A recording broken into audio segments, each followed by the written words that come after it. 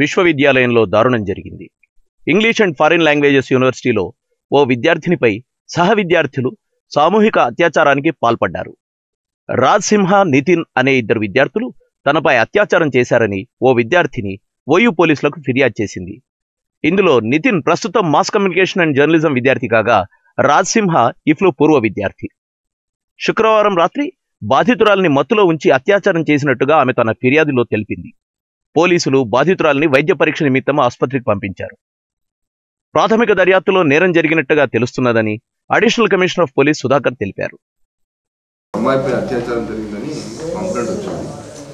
దాని మీద case register చేసి ఇన్వెస్టిగేషన్ చేయడం జరిగింది. దానిలో భాగంగా ఇన్వెస్టిగేషన్లో భాగంగా 2 persons రాజసింహ అండ్ నితిన్, ఇద్దరు పర్సన్స్ను అరెస్ట్ చేయడం జరిగింది కేసులో. వీళ్ళంతా కూడా ఇఫ్లూ స్టూడెంట్సే. నితిన్ అండ్ రాజసింహ ఇద్దరు కూడా ఇఫ్లూ క్యాంపస్లో ఉండేవాళ్ళే.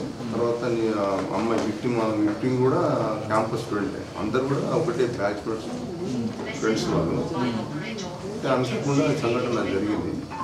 దాని మీద మాకు కంప్లైంట్ ఇచ్చారు. కంప్లైంట్ మీద కేసు రిజిస్టర్ చేసి దర్యాప్తులు వాళ్ళిద్దరి మీద మాకు అది పార్టిసిపేట్ చేసినట్టుగా ప్రాథమిక ఆధారం ఉంది కాబట్టి అరెస్ట్ చేశారు.